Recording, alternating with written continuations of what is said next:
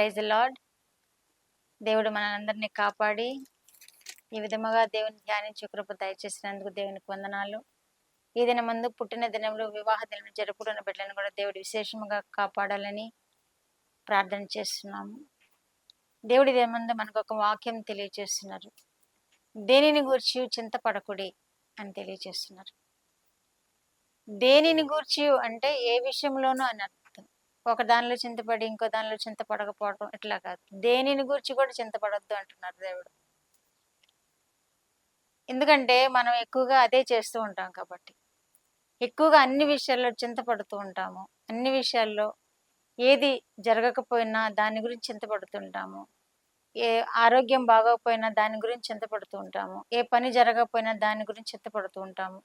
పిల్లల విషయాల్లో వారు మనం కోరుకున్న విషయాల్లో వారు సక్సెస్ఫుల్గా లేకపోయినా చింతపడుతూ ఉంటాము. వారి భవిష్యత్తు విషయంలో చింతపడుతూ ఉంటాము. కుటుంబ విషయాల్లో భార్య భర్తల విషయాల్లో కూడా చింతపడుతూ ఉంటాం.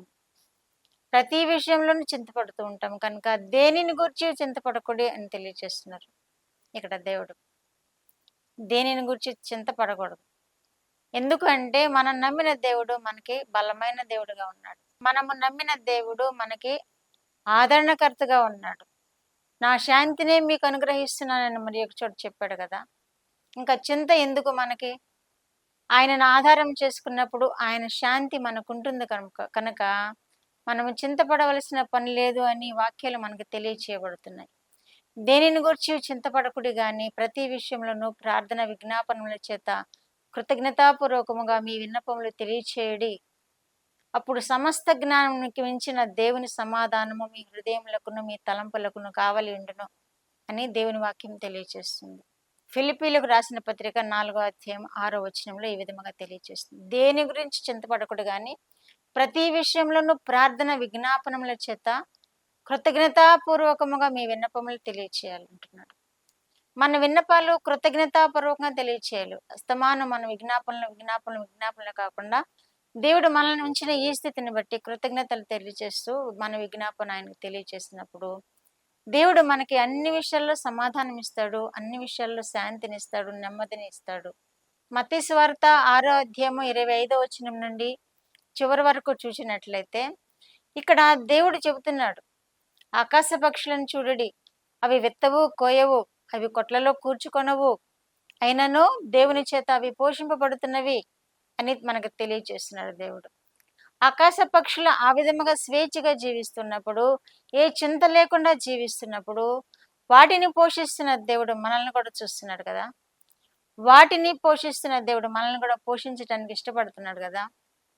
మన చింతలన్నీ తీర్చేయడానికి కూడా దేవుడు మన చెంతనే ఉండి మన ప్రార్థనలు వింటాడు కనుక ప్రతి విషయంలో నువ్వు ప్రార్థన విజ్ఞాపనం చేత కృతజ్ఞతాపూర్వకముగా మన విన్నపాలు తెలియచేయాలని దేవుడు తెలియజేస్తున్నాడు. అలాగే అడవి పువ్వులను చూడుడి, అవి మహావైభవంతో నిండిన సొలొమోను సైతము వాటి వల్ల అలంకరింపబడలేదు అని కూడా తెలియజేస్తుంది వాక్యంలో. దేవుడే చెబుతున్నాడు ఈ ఉపమానాలన్నీ. కనుక వాటికి అంత సౌందర్యం ఇచ్చిన దేవుడు, వాటిని ఆ విధముగా పోషిస్తూ ఉన్న దేవుడు మనకు కూడా సమస్త వైభవమును ఇవ్వడానికి ఇష్టపడుతున్నాడు. సొలొమోను మహారాజుకి ఇచ్చిన వైభవం మనకు కూడా సంతృప్తికరమైన జీవితం జీవించడానికి దేవుడు ఇష్టపడుతున్నాడు. మనము కూడా ఆశీర్వాదింపబడేలాగున్నా మనము జీవించాలని ఆయనను హత్తుకొని జీవించమంటున్నాడు. ఆయనకి విజ్ఞాపన చేస్తూ కృతజ్ఞతలు తెలియచేస్తూ విన్నపాలు చేసుకోండి అని తెలియజేస్తున్నాడు మనకి. కనుక మనము ఏ విషయంలోనూ చింతపడవద్దు, చింతపడకుడి అని గట్టిగా మాట ఇస్తున్నారు దేవుడు మనకి. దేనిని గురించి చింతపడకూడదు. ఈ లోకమంతా మనకి ఎప్పుడు ఏదో ఒక లోపంతో, ఏదో ఒక సమస్యతోటి, ఏదో ఒక ఇబ్బందితోటి మనం ఈ జీవితాలను గడుపుతూనే ఉంటాం. కానీ దేవుడు చెప్తున్నాడు దేనిని గురించి చింతపడొద్దు అంటున్నాడు. దేనిని గురించి, ఒకటి కాదు రెండు కాదు, దేనిని గురించి చింతపడొద్దు అంటున్నాడు. ఎందుకంటే మన దేవుడు మనకి చాలిన దేవుడుగా ఉన్నాడు.